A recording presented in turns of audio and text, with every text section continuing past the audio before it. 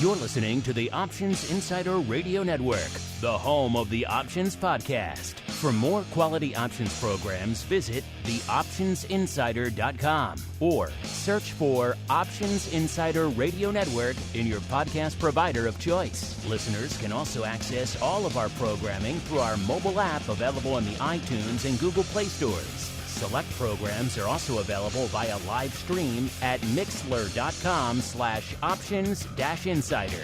That's mixlr.com/options-insider. Don't forget to follow along with your favorite programs and submit your own questions for the hosts at twitter.com/options, stocktwits.com/options, facebook.com/theoptionsinsider, or via questions at theoptionsinsider.com.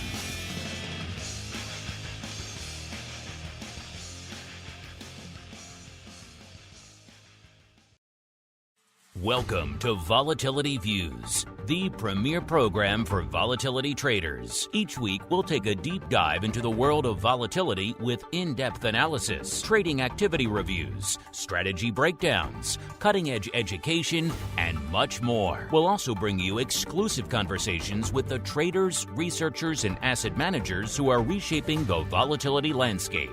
If it involves volatility, then you'll find it on Volatility Views.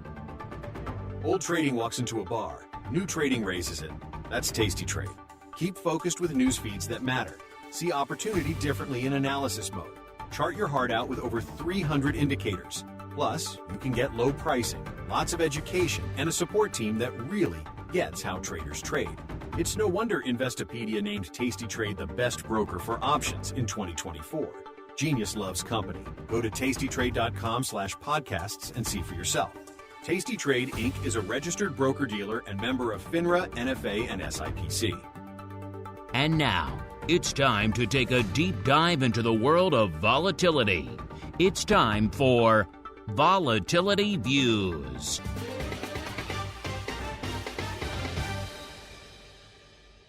All right, everybody. That music means it is Friday. It is noon Central. It is 1 p.m. Eastern. Do you know what's going on in the vol market? Well, let's find out together, shall we? It is time once again for Volatility Views, the premier program for volatility traders. My name, of course, Mark Longo from theoptionsinsider.com, as well as from the network that's been coming at you. Guns blazing both barrels, 3 shows a day usually throughout the week, including you got your European market brief, one of the newer additions to the show, where you got your taste of Dr. VIX on Tuesday. He is on assignment this week. And of course, you're getting your hot options report after the bell every day. Yet another new show coming at you on the network out there, plus your usual array of other content. So quite a bit. Again, another reason I know there's that dedicated Vol Views audience, and we love you out there. But of course, there are pretty much a dozen other shows coming at you on the network. So make sure wherever you're getting Vol Views that you upgrade to the full network feed. That'll keep you sated. At least we hope so. And if it doesn't, theoptionsinsider.com/pro is the place to go to get more, including great pro Q&As like one we just did with our guest coming up today. Mr. Scott Nation is talking all things vol. That's up there, as well as, of course, options oddities coming up right after this program. So a whole bunch of fun. Let's see a kind of semi-official after party of Vol Views, if you will. Giveaways, congratulations to Mr. Meats. He is the winner of our August Pro Trading Crate. And a whole bunch of fun early stuff, giveaways. You got early access to Brian's a very actionable butterfly he was putting up in GLD this week. All that stuff coming at you. Theoptionsinsider.com/pro is the place to go to learn more about all that fun as we learn who's joining us on the old Vol Views program today. First, out to the dark, stormy, dare I say it, tempestuous shores of Maine, where we are joined once again. He's wearing 3 layers of fleece and flannel, so I guess fall has come early to Maine. None other than the rockingest of lobsters, Mr. Andrew Giovinazzi from OptionPit.com. Mr. G, welcome back to Volatility Views, sir. It is good to be here. It's been a while, I feel. It's been a while. It has been. Do you remember all this vol talking we do here? You might have to refresh me every once in a while, tell me to unmute, things like that. Maybe something about this VIX or volatility or something like that. And I know we got like a vol superstar now on here, this show right now. So I got to I'll just sit back and listen to him opine, I think. Got to bring your A game, because we are also joined this week by our good buddy, just holding court on the Pro Q&A. Again, if you missed that one, listeners, check it out over there on the Pro. Mr. Scott Nations. Scott, welcome back to Volatility Views, sir. Thank you so much. You said Volatility Superstar. I started turning around to see who was here. It's that time, listeners. It is time to get down to business. It is time for the Volatility Review.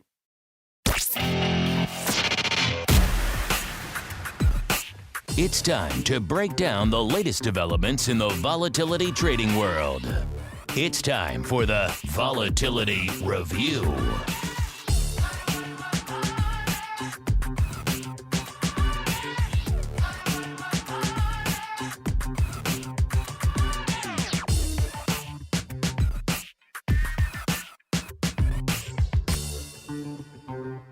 All right, everybody, welcome to the Vol Review, the portion of the show where we break down what the heck is lighting up our tapes out there this week and indeed today from a vol trading and trending and analysis and unusual activity, all sorts of fun perspectives.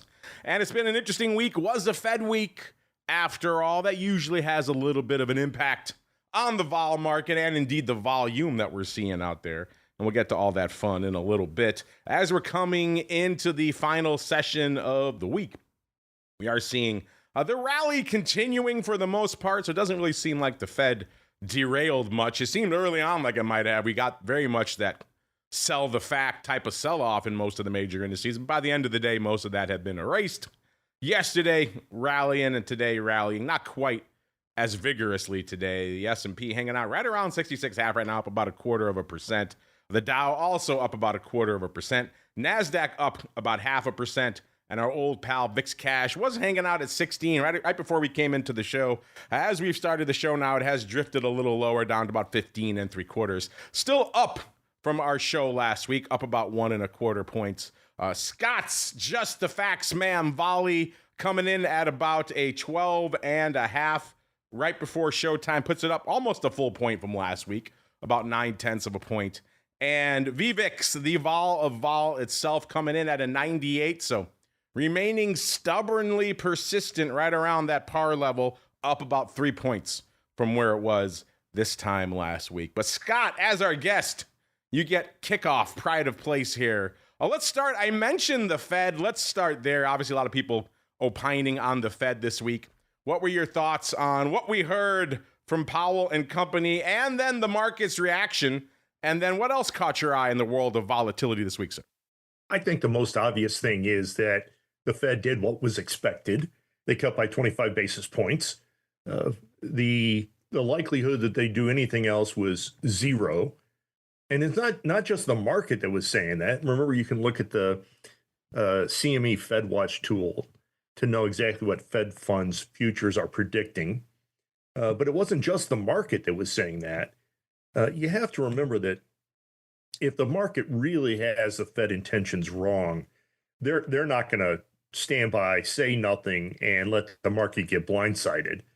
So the fact that the market was absolutely convinced we get 25 basis points and that the Fed was silent and didn't disabuse them of that notion, I think anybody would have been stunned if it had been anything other than 25 basis points. Thought they were a little aggressive about talking about future rate cuts. With inflation anywhere between 2.5% and 2.9%, depending on your gauge, and with unemployment still well below 5%, which is pretty much considered full employment level. Yes, it's been weak lately. Yes, there's been some goofy data lately and some goofy revisions. But any way you measure employment or unemployment, we're still at full employment. And none of that calls for a Fed rate cut. None of it does. Yet we got one because the market expected one. I'll just say this, Mark. I'll leave it with this. I was fortunate to write a book about stock market crashes, and I can tell you that the Fed does way more damage when they leave rates too low for too long than they do when they leave rates too high. We've been rallying for several years on the anticipation of these rate cuts. Got one 9 months ago, finally got 1/4 point this time. I don't know if you could bake all of these rally we've had, if that translates into the middling rate cuts that we've gotten. But that's a conversation for another day. And what was lighting up your tape out there on the volley and skew decks and tail decks front this week, Scott? I think the interesting thing is the way that taildex has collapsed. It's gotten killed. And remember, taildex is the normalized price of the 30-day 3 standard deviation out of the money put. Ticker symbol for taildex is TDEX. So it's available anywhere that you get financial data. The fact that it's come down so much, I think, just really, really stands out. What does it say? It says nobody is worried about some sort of tail event. Nobody is worried about a big collapse in the stock market, despite the fact that it's at all-time highs, that PE ratios are at all-time highs, despite the fact that AI is arguably in a bubble, despite the fact that we're in the middle of a tariff battle.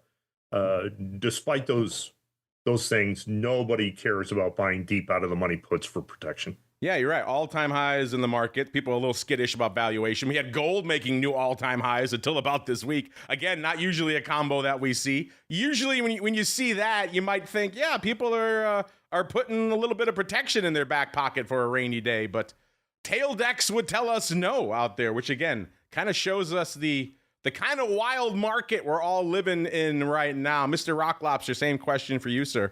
What are your thoughts, on your beloved Fed and what they had to say this week and the market's reaction? We got the anticipated sell the fact sell-off pretty quickly. Didn't last that long, and it's been pretty much rally-ho ever since. And then what else is catching your eye in the world of vol this week, sir?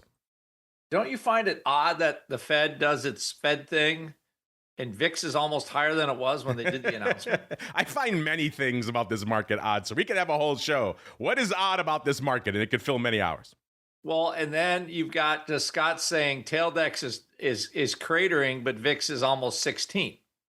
So that there's no juice out there. Yet it's a very and how are you holding on to 16 volatility, 30-day volatility, and realize like 8%? These are all questions I have. I even I'm long a lot of VIX puts, and I closed about 20% of them today on the whole congressional, I guess the Democrats want to put a bunch of stuff into the whole a new spending resolution. Now, this boggles my mind. All right. You're congressman, you're the speaker, you got one job. Okay. Pass a spending bill. They don't even do that right. They do such a bad job at the spending bill they wrote that they didn't even have appropriated funds for until the end of the month. So leaving room for all of whatever they did, whatever we listened to for 6 months to be all undone is if they have to stick all this crap back in again. My mind boggles at how well the country runs and how poor our politicians are. Or maybe that's the secret. You just have to have really, really bad politicians that don't really do very much. And I think ultimately that's probably the only thing that saves us. But I think that might be adding a little bit to the volatility level. I thought for sure we'd be seeing 14s. Nope. No, you're not seeing.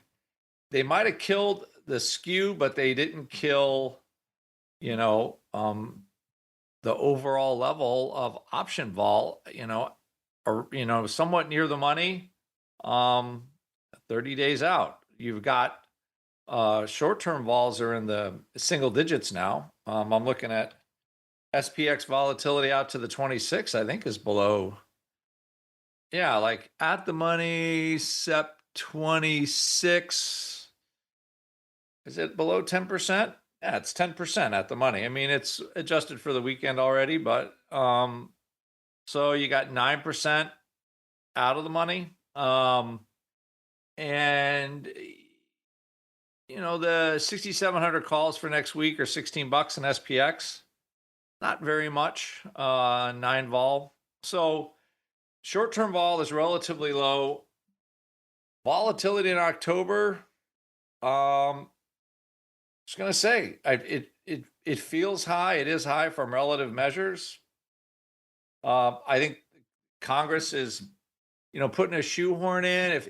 If somehow the Republicans cave about the spending or whatever, which is totally possible because both sides just cave at the end. I don't know what you're going to get. Now we have runaway spending. It's even more runaway, which I don't think the bond market's going to like. And I agree with Scott. Too low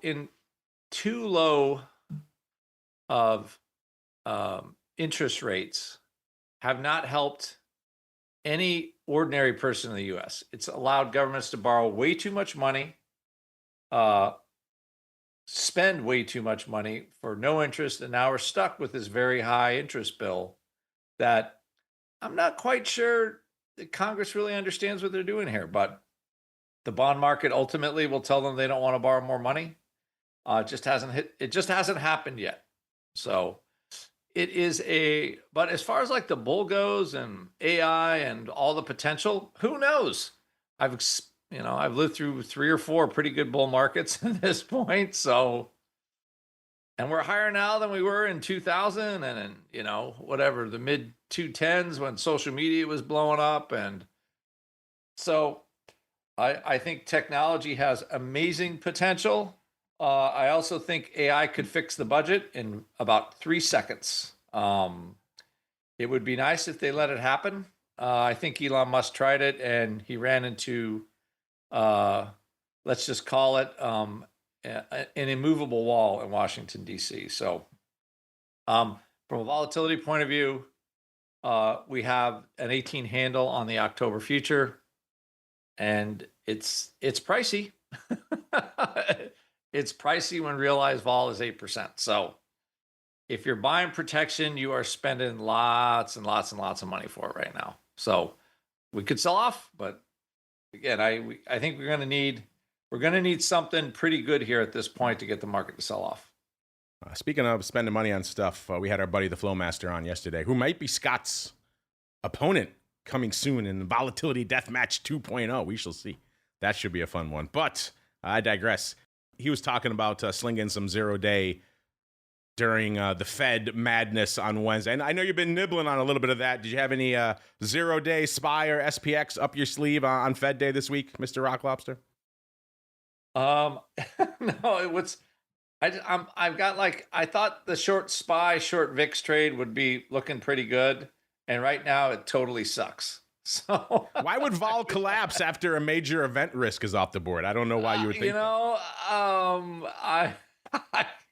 you try stuff sometimes that it's worked in the past, 9 out of 10 times. So you figure, I still got some, thankfully it wasn't SEP.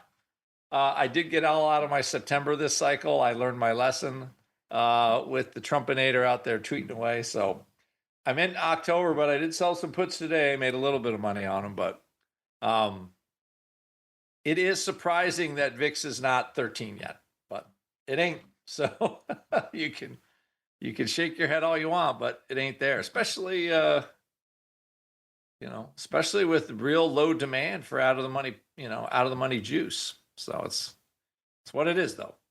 Let's see what it is on the futures side of the fence, as the Rock Lobster alluded to. As we told you many times on this show over the past month, if you were trading September VIX hoping to capture that Fed pop or the vol crush, either way, you weren't getting it.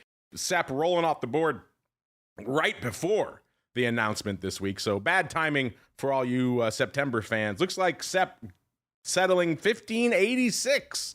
So once again, all that size OI on the 15 puts and the 15 half puts, all of it going to die out there. That's been the line in the sand for quite some time. Can't really seem to get there. We kiss it, and then it's gone again, and all that money goes to die. Already we're talking OC 15 puts. I think we were talking DEES 14 puts yesterday on option block. Excuse me, and we'll get to that in a little bit. Yeah, DEES 14 puts trading a lot. As part of a 1x2, I believe. So yeah, a lot of stuff going up this week, but September rolling off the board. Did you have any September in your back pocket? We've told you many times, don't play settlement roulette, but some of you persist. October, as we kicked off the show, was hanging out right around a 1790. I'm sure if I re-rack that right now, might be a little bit higher, but 17.90. That puts it pretty much unched from where it was on the show last week. I think technically it's up 0.05 to be precise, but pretty much unched. November coming in, the start of the show, 1940, up about a quarter of a point. If we go all the way out the term structure, let's go out to April and May of next year. We're hanging out right around a 21.5. So pretty much exactly a 2-point gap between November and April and May of next year. And then, of course, the cash hanging out at a 16. So we've been talking about this for a while now. There's an interesting kind of chasm there between the cash in October and then October and November again.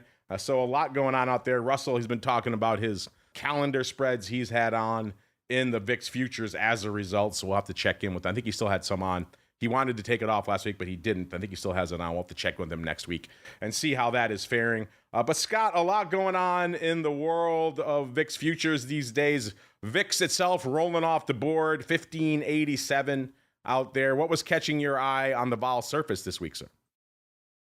That's interesting. Vol surface, very normal.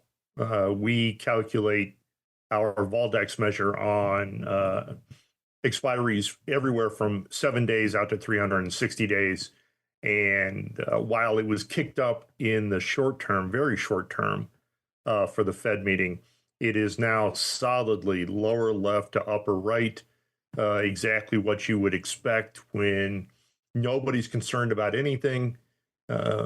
So that's to be expected. I will say this, that short-term vols very, very, very cheap, particularly for September, when in a period when the calendar's generally not been very kind to equities.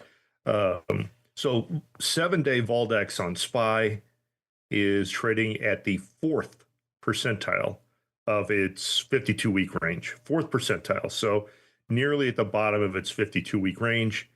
And if somebody were to, you can't be long puts all the time because they're very expensive. But if somebody wanted to buy a put or put spread, short dated, and trade it pretty aggressively, I don't know how you can tell somebody that they're doing something wrong in that regard. We might have a few of those coming up when we talk about the VIX volume. We'll get there in a second. First, Mr. Rock Lobster, sir, what is catching your eye out there in the vol surface this week? Well, you know what? It's a we're not talking about the VIX curve. We're talking about the actual option vol surface. Oh my gosh. You know what? How long has it been since you've been on the show, sir?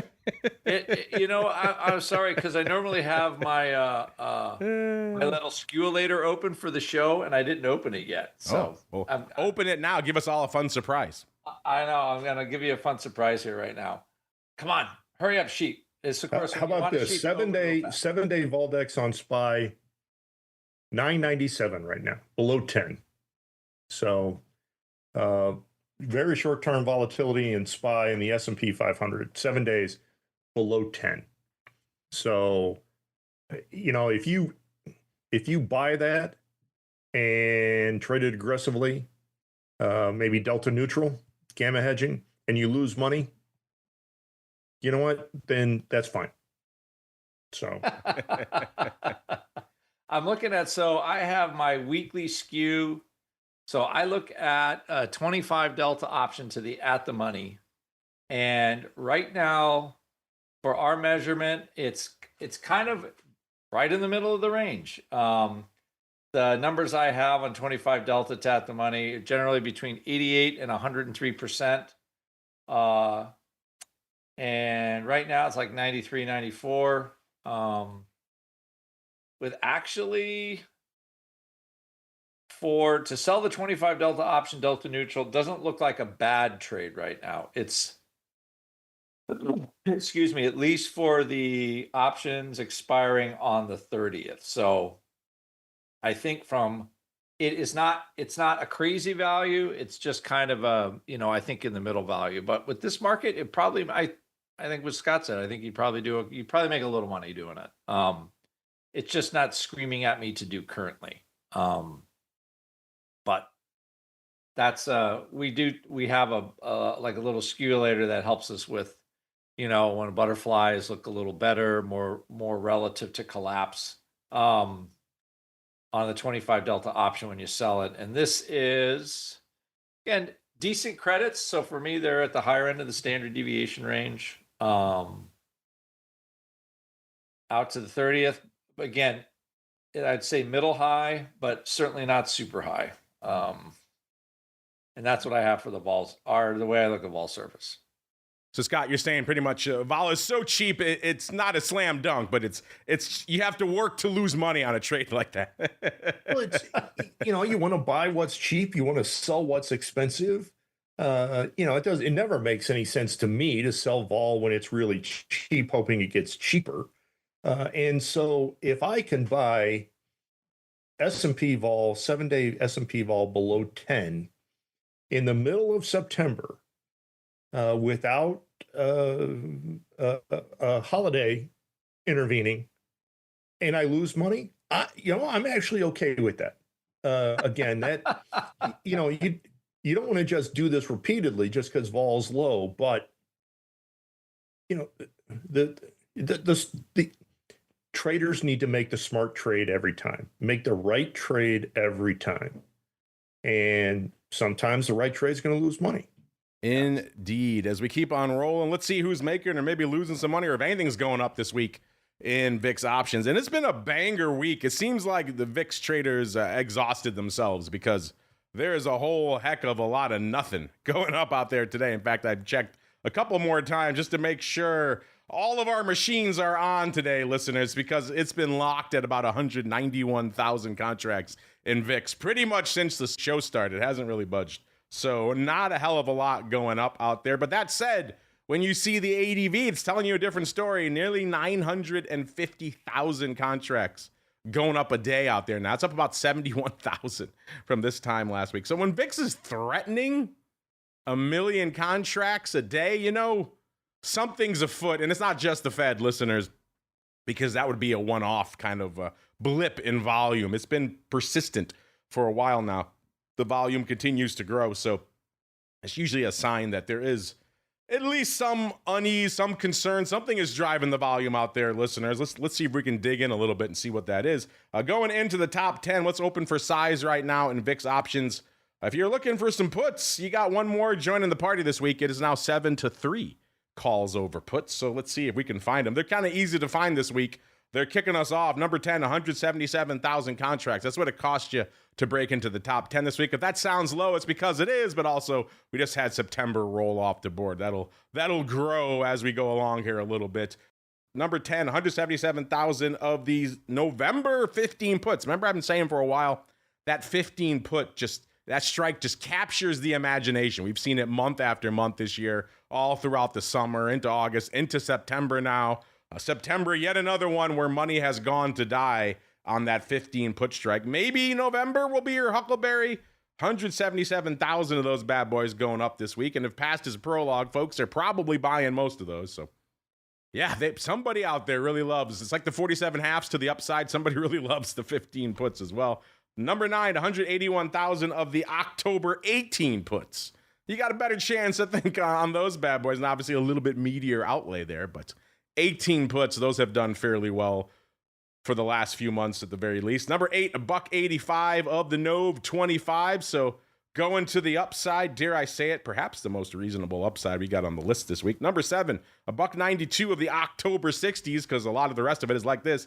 Number 6, 208,000 of the Oct 25s. Maybe you prefer that one, listeners. Number 5, 221 of our third and final put in the top 10 this week, the Oct 15 puts.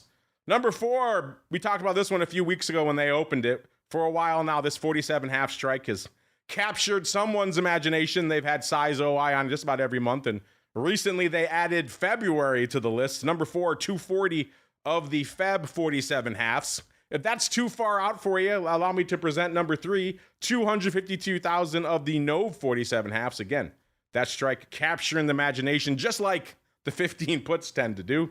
Number 2, 267 of the October 35s. And the big dog in VIX land now that September has rolled off the board, 272,000 of the Dece 60s, 6-0. So we are all over the place when it comes to VIX volume and paper and what folks are up to, including a few funky ones this week. Let's get to some of those now. Today, like we said, not a hell of a lot going up out there today. 191,000 contracts on the tape.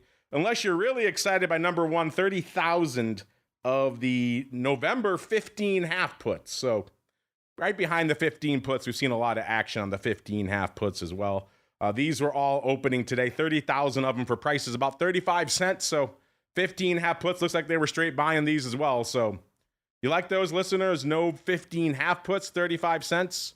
Again, those would not have worked out in September, but maybe November is your huckleberry. Number two, about 15,000, so we're already dropping off quite a bit of the D's 50s. Number three, 13,000 of the D's 65s. Those were actually opening. Number four, 10,000 of the OCT 22s.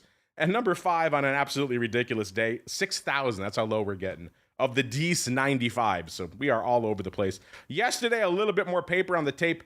Right around 750,000 contracts. The hot option out there yesterday was a bit of a head scratcher.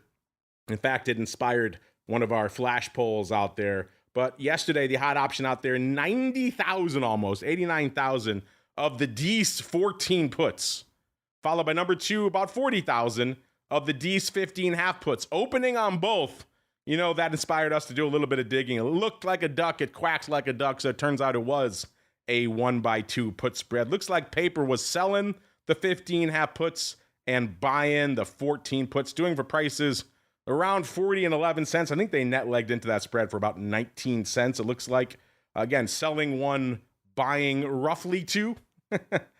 So an interesting one. So we thought, you know, we see a lot of ratios to the upside in the vol space. We don't see a ton of ratios to the downside. So we thought we'd ask you, are you a fan of this trade? Or more importantly, because you haven't seen a lot of size going up on the 14 strike. D's 14 puts for 11 cents, straight up. Forget about the spread for a second. Are you a fan of those? And 71.4% of you, it just expired a few minutes ago. 71.4% of you want to buy those bad boys. Again, we can't really make the 15s pay off.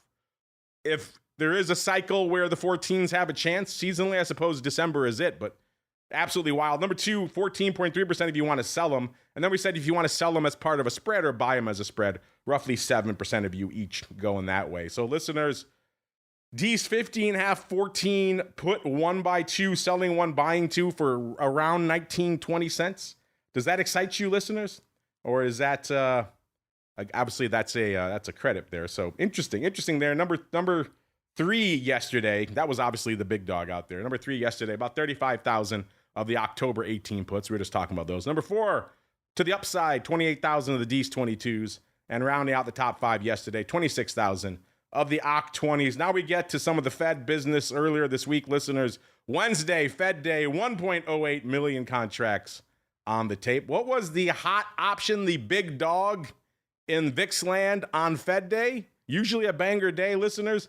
84,000, almost exactly, of the November 15 puts. So once again, that 15 strike and the puts just capturing the imagination. They were changing hands for about 24 cents. So interesting stuff there. You like those for about 23, 24 cents, listeners?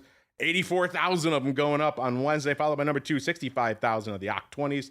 Number three, 60,000 of the D's 60s, 6-0s, hence their spot at the top of the list this week. Number four, 55,000 of the October 60s. And number five, 40,000 of the OCT 18 puts. Tuesday, of course, VIX options going the way of the dodo and day one of the Fed meeting. So a recipe for a little bit of volume on Tuesday. And we did see that 1.82 million contracts change in hands. So a banger day in VIX land on Tuesday, as expected.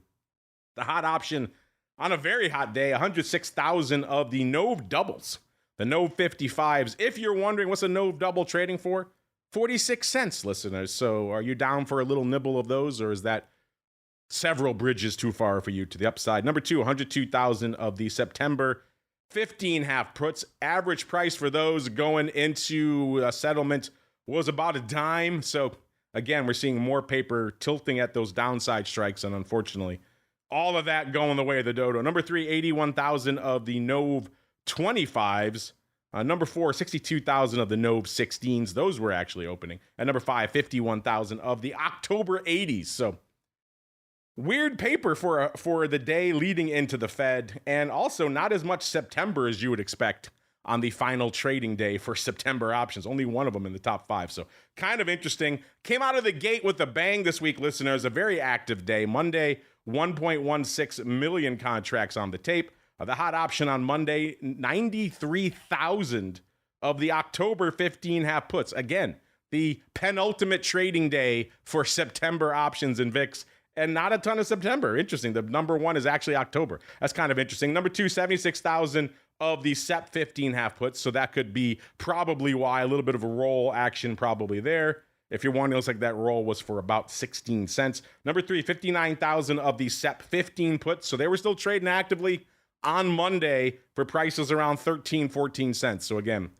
hopefully it was a lot of selling to close on those, but it passed its prologue, probably not. Number four, 48,000 of the OC 19 puts. And number five, 32,000 of the SEP 16. So just a wild week, strikes all over the place, lighting it up. Not a lot of it screaming Fed day or Fed week to me. It was kind of a volatility smorgasbord out there this week. Scott, we had a pretty heavy week this week, kind of as expected. The VIX ADV also yet another indicator. When it starts getting around 1 million, that's another indicator that maybe folks are feeling a little bit jittery, a little bit anxious out there. What, if anything, is catching your eye out there in the land of VIX options this week, sir? Fed week.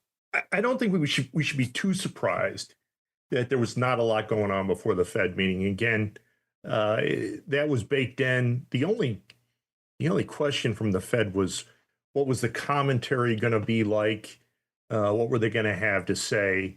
And I do think it's interesting. And Mark, you touched on this, that there's some trepidation out there. And the evidence of that is that vol's not going down anymore as the market rallies. So we've had a couple days of S&P up, vol up. Depending on how you measure vol, today is another one of those. The sort of trade that makes more sense to me is something that we see today. The October 22 calls, looks like somebody paid $1, reached a little bit. Well, I shouldn't say that. It was at 98 cents at 101. Somebody paid $1 for 7,500 of those. Now that makes some sense to me if you're looking for a pop in VIX, pop in vol, and for the market to have some trouble. So, you're paying $1 for 7,500 options in the VIX, and I'm not certain what it would take to get VIX above 22 and stay above 22 right now. But you buy that for $1, you sell it for $2.50 or $3 if the S&P's down 100 handles. That's another trade that makes sense to me. Old school VIX trade and buying some upside. But yeah, at the end of the day, it was, compared to a lot of these strikes we're talking about, it does make a little more sense. Mr. Rock Lobster, what was catching your eye out there in VIX options? And also, how many of this DEES put 1x2 did you sell, sir? I did not trade any of the DEES put 1x2. However, I did see some action in VIX puts again. I think I'm gonna say I'm pretty sure, but we have not been in the zone of the monk once in 2025. We have not been in the zone of the monk once in 20. Now, flirted with him, kissed him, but not quite gotten there. Yeah, and it hasn't happened. So there was some put buying in VIX. My students want to buy puts in VIX. Yet here we are at all-time highs again, or very close to it, and we cannot. VIX cannot get into the zone of the month, cannot get into that lower quartile. So I did see a lot of put buying, and right now it is all for naught. Although I think the VIX looks like all the VIX puts that I own are about back to where they closed yesterday. But for the most part, we're hanging tough here. We're hanging tough with a fairly steep contango with VIX trading like 16. So somebody's buying VIX futures. I don't know who, but they are. So Well, and there's also some, I think, some goofy trading in very deep out of the money calls. Looks like somebody's paid up for 3,500 of the D's 200 strike calls with open interest at 369. Somebody's buying a bunch of these D's way out of the money things, and part of that's likely to be a spread against some October stuff, but well, you know what? I'm sorry. They're selling those. Looks like they initiated to the sell side. They sold them at 7 cents when the market was 7 cents bid at 10 cents. So I'm not, I wouldn't buy those. I don't know how you get, if the VIX is at 200 or at 250 and you think you made a bunch of money, I don't know how you get paid because not certain what the financial universe is going to look like if VIX is the at Earth 250. is literally on fire if you're hitting 200. Yeah, how are you collecting when you are hiding under your desk? Right. That's a very excellent point, Scott. Yeah, I think that instead of buying those, you'd be better off buying canned food and bottled water. Canned goods and maybe some bullets because the apocalypse is coming. Or raising there you go. So, I'm going to the raising chicken route at this point. Some market makers willing to buy those. That's their job. But okay. And that ends up being about 196 vol that you're paying for those. So some of this goofy stuff is fun to watch. I don't want to participate, whether it's the 200 strike in VIX or the 300 strike in crude oil or any of that. It's fun to watch. On the other hand, I'm not certain whose risk manager is going to let them sell those sorts of VIX calls for 7 cents. Yeah, that's probably going to get you the old tap on the shoulder. And what is this? Yeah, that's not the type of trade that that's not the type of trade that a really quality option trader is going to put on. Why does our graph go exponentially red past a certain point in vol? What is this? What did you do? Let's keep on rolling out to the land of inverse vol, listeners. Good old SVIX hanging out right around 2135 right now, literally unched on the week. It's had a little bit of a range out there, but if you listened to the show last week, I was kind of talking about how it's been a good little run here in SVIX. That's the one thing Dr. VIX has lamented of late, that he didn't have more SVIX in his back pocket. But it seemed like maybe, at least for the time being, it was getting a little bit top heavy here. I was debating overwriting it on the show last week. I know the Meatball was coming on saying he was looking to overwrite some of his SVIX last week. A little glimpse for oddities coming up later. I did end up overwriting it here, and so it worked out pretty well. We'll have all the details for that fun on Options Oddities coming up after this program, listeners. So if you're hanging out in the pro, just hang out. But it was a good week to over. I was, for whatever reason, I wasn't feeling the massive vol crush post-Fed. It just didn't seem like it for a variety of reasons. First off, people were crushing vol heading into the Fed, which I'm always reluctant on. And then B, it just didn't seem like we were setting up for that. And so, unfortunately, at least that has not come to pass. So that overwrite was good. We'll see how that's going. But Mr. Rocklops, I know you guys have been out there fighting the good fight in inverse vol for a while, managing that newsletter through some, shall we say, stormy waters, sir. What's been catching your eye in the land of inverse vol this week? You know what? The inverse vol, she don't pay unless you go into the zone of the monk. All it is tears and sadness. So for right now, I have given up on SVIX short term. Oh, so you're out of SVIX completely? I'm out of SVIX completely. I had some, I've been trading strangles okay in it, but as far as I'm going to wait until there makes a lovely entry point again, and waiting for volatility 13 or lower. It feels like, I know it used to happen with frequency, but it doesn't feel like it's going to happen until the government balances its budget. So that gives you how long I think it's going to be till we see a 13 handle again. So you're not back in until you see some a little more downside back in. It's had a good run of late. You can't be mad at it. Oh yeah, I mean it doubled what it was like 12, 13. Yeah, it was $10, $12 not that long ago. Yeah. Yeah, so it's done its thing when VIX went from the mid 20s to 16. I think we trade as low as 14, 20 or something. But it's a good product. I think they've managed this.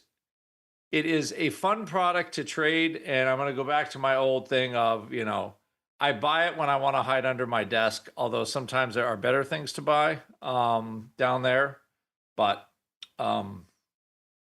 in the meantime, all this, flim-flammery, just watching it kind of move around I feel it's better just to wait until the market is starting to go a little nutty before I look at it again. Speaking of hiding under your desk and getting nutty, Scott, your DEAS 200s in VIX, our chat is calling those the UFO space alien calls. When the space aliens come to Earth, that's when those VIX calls pay off, sir. So. You think the space aliens are going to let you collect on those? Probably not. We're all going to be hoarded up and used as batteries, right? And that they taught us in the Matrix, or just maybe processed for meat. Right. Yeah. I mean, good luck with collecting on those. You got to say, before you harvest me for meat, let me just sell my VIX 200s. Right. Then you can harvest me for all the meat. Let me collect on this once in a lifetime trade out there. I like it. Let's keep on rolling out to the rest of the Vol ETP universe. Let's go from inverse to levered. UVIX at about a 10 even right now, hanging out down about a quarter. We're starting to get in that zone if this continues, listeners, if the erosion continues, where we're going to get into that dance. You're going to hear us on this show saying, man, when are they going to reverse split this? Not quite there yet. Just still flirting with a 10 handle. We know if past is prologue, they'll let this thing hang out sub 5 seemingly forever. It was hanging out 3.5 for a long time last time before they finally reverse split it.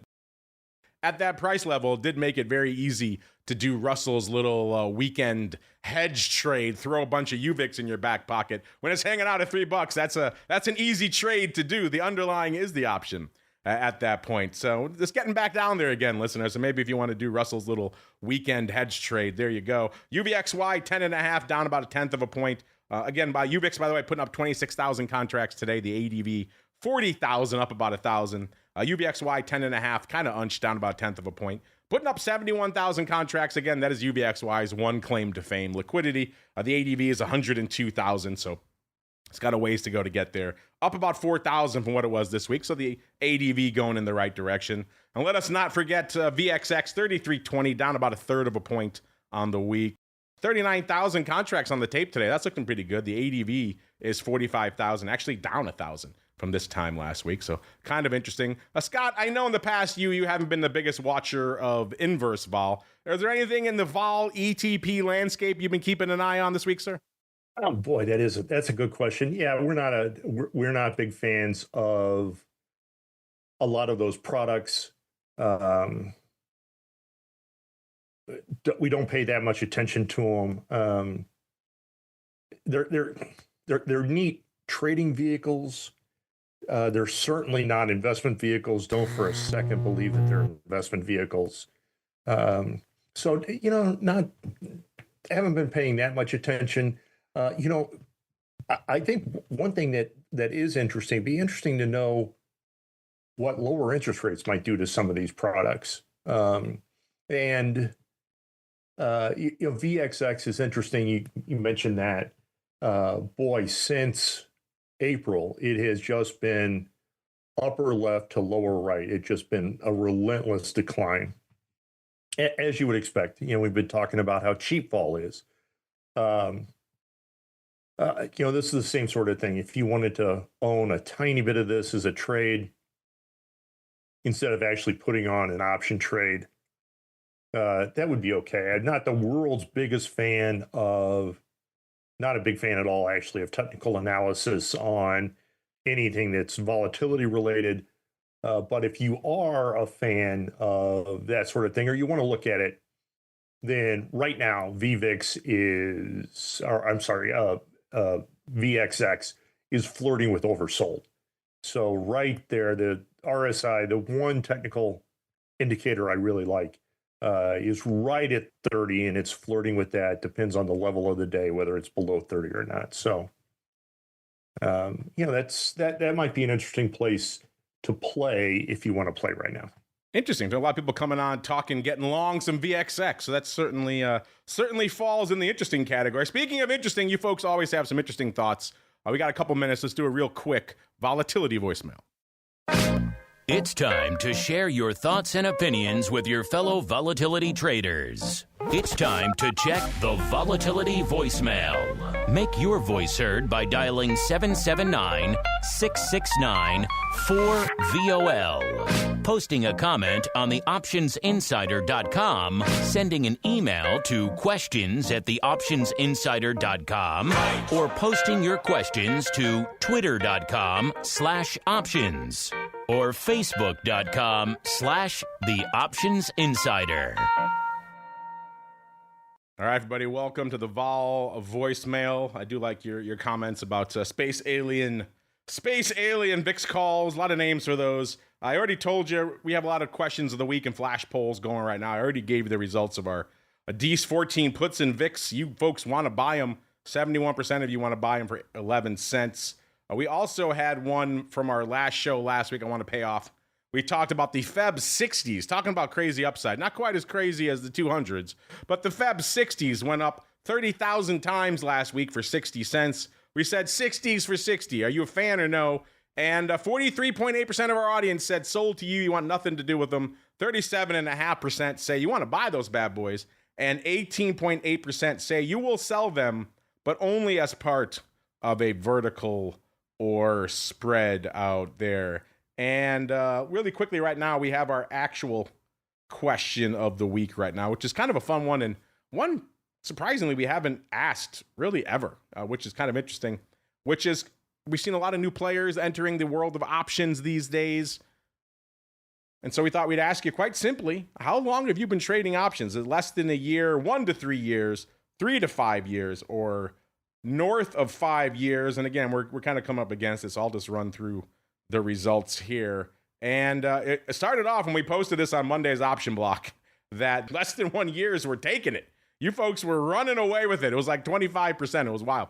As the week has progressed, the rest of our audience has kicked in. We do have a lot of people who know what they're doing in the world of options, shall we say, listening in the audience. And right now, that is the way the poll is tilting. Nearly 2/3, 64.6% of you have been trading options for north of 5 years, and about 17% each, so a tie for number 2 between 3 to 5 years and then 1 to 3 years. Only 2.1% of you saying less than 1 year, so after a big surge for that number early on, it has very much petered out. So kind of interesting there. Get your comments and questions in over there. At Options is the place to go to learn more as we learn who the winner is this week. If there is one, it is time for the crystal ball. It's time to peer into the future and reveal what the volatility gods hold in store. It's time to look into the crystal ball. All right, everybody, welcome to the crystal ball, the portion of the show where we tell you where VIX is right now and give you our prognostications for where it will be next week. And last week on the show, it was myself, it was Dr. VIX, and it was the greasiest of meatballs. And we were all feeling lower. Mr. Sebastian was doing his palindromic best at 1331. Didn't quite kiss a 13 handle this week. He was obviously playing the very aggressive Fed crush. And then I was next at about a 14.25. Russell was playing the upside game at 14.99. And spoiler alert, none of us are the winner chicken dinner. As we're coming into the end of the show, the market's looking pretty similar to where they were at the start of the show. S&P and Dow up about 1/3%, NASDAQ up about 0.5%, and our old pal VIX Cash vacillating around 15.75, listeners. So unfortunately, no winner chicken dinner for any of us on the show last week, which means, Scott, you get the dubious honor of going first for next week. What are you feeling for VIX and or Volley or both this time next week, sir? Well, I'm going to do both. VIX 1625. So I think it'll be a little bit higher. A little spicy. I think the world is worried and volley, we'll say 13 even. So 12.5 right now, we'll say 13 even. I think we'll see a little bit higher vol. Market is obviously, or some traders are obviously a little worried. They're trying to buy some volatility.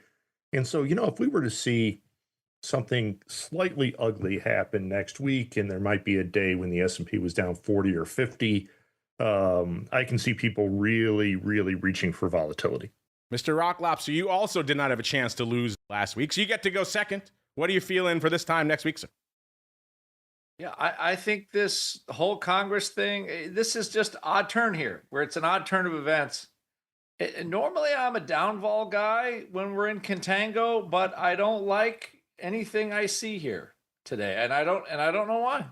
Well, I know why, because VIX is green and it shouldn't be. So, don't they know there's a weekend coming, Mark? So something, Scott, like there's a weekend, isn't there? Like there's a weekend effect. Come on. They didn't know there was a Fed effect. It's not going to be a weekend effect, sir. That's all gone.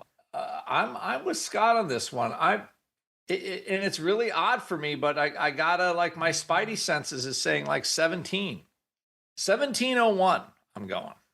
That's like out of Price is Right. I like that. 1701. As you were talking, sir, I wrote my prognostication down, so I can't be accused of scummery or flimflammery out there. And I was feeling a little more north, too. I put exactly a point north of where we are right now, 1673. So we actually have a fairly tight market next week, about 3/4 of a point wide. Scott at the bottom, 16 1/4, 1673 for me, 1701 for you. What are you feeling out there, listeners? Get your prognostications in. If you get them in before the end of the day, you too can win fabulous prizes. All right, that music means we have come to the end. Looking at our chat, we got some 17 handles. Get your prognostications in the chat as well. If you're within our margin of victory, our producers will take note. And some fabulous prizes will be heading your way as well. A lot of smack talk over the fantasy football in our chat as well today, Scott. I think you're hanging out in second place right now, 1-1. Am I correct? Yeah, well, there's only 3 places. First, if you're 2-0, second place if you're 1-1, last place if you're 0-2. I wouldn't know being in tied for first place myself. I don't look below myself in the rankings, so I wouldn't see such. I'll remember that. We will remember that.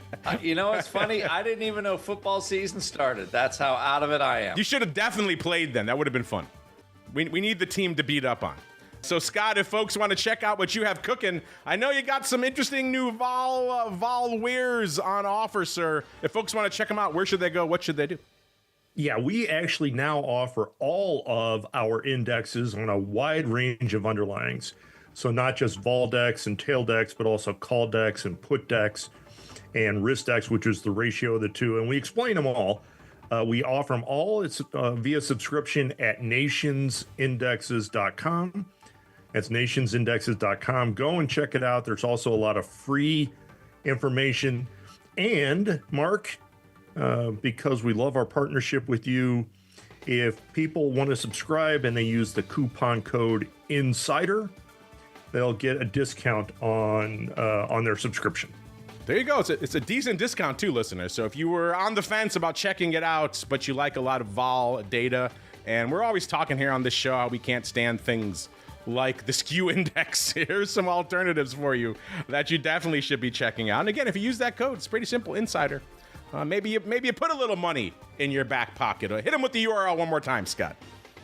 Nationsindexes.com, or also you can sign up for our free Volatility Insights newsletter. Comes out every weekend. It's free, delivered straight to your inbox. And again, nationsindexes.com. You can sign up for Volatility Insights. We don't offer trade recommendations, but we do note some really interesting setups.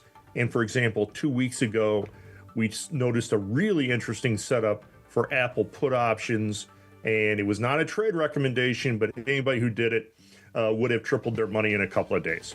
There you go. So 2 reasons, even if you're not looking to sign up for the service, listeners, definitely check out the newsletter. A lot of great and actionable insights there, listeners. And speaking of actionable insights, Mr. Rocklopster, if folks want to check out all the stuff you folks have cooking, where should they go? What should they do? Yeah, go to optionpit.com. Check out Mark's new Alpha AI Squeezelator. It is super cool. Unbelievably cool, actually. It's an option pit It's an actual product that generates trades. It's pretty darn cool. Anyway, optionpit.com, 888-TRADE-01. And can't they also pay for that service where you flash them in a dark alley of their choosing? I believe there's a flash. There will be a new flashing service coming shortly. Okay. We'll look forward to that. Well, this last one has gone quite well, so time to launch another one. Quality flashing going on over there in the Only land at of the OptionPit. OptionPit.com. Where else can you get quality flashing? OptionPit.com. The place to go to learn more. That's going to do it for us on VolViews. Not going to do it for us on the network today, though. If you're hanging out in the pro, I'll be back in your ear holes in a few seconds with the official after party of Volatility Views, known far and wide as Options Oddities. If you want to check that out, talk about SVIX overwrites and all the other fun stuff we have going on out there, Nokia calendars, all kinds of weirdness, how much we hate Ford. TheOptionsInsider.com/pro is the place to go to learn more on Options Oddities. Then we'll be back one final time to wrap it all up on the network after the closing bell with a little bit of the son of Odin himself, a.k.a. Thor, the Hot Options Report. Should be a banger. Was a hot one yesterday. Should be a hot one again today. Then we're back again on Monday all the way through to next Friday. Another episode of Volatility Views. Stay safe out there, everybody. Old trading walks into a bar. New trading raises it. That's Tasty Trade. Keep focused with news feeds that matter. See opportunity differently in analysis mode. Chart your heart out with over 300 indicators. Plus, you can get low pricing, lots of education, and a support team that really gets how traders trade. It's no wonder Investopedia named Tasty Trade the best broker for options in 2024. Genius loves company. Go to tastytrade.com/podcasts and see for yourself. Tasty Trade, Inc. is a registered broker-dealer and member of FINRA, NFA, and SIPC. You're listening to the Options Insider Radio Network, the home of the Options Podcast. For more quality options programs, visit theoptionsinsider.com or search for Options Insider Radio Network in your podcast provider of choice. Listeners can also access all of our programming through our mobile app available in the iTunes and Google Play stores. Select programs are also available via live stream at mixlr.com/options-insider.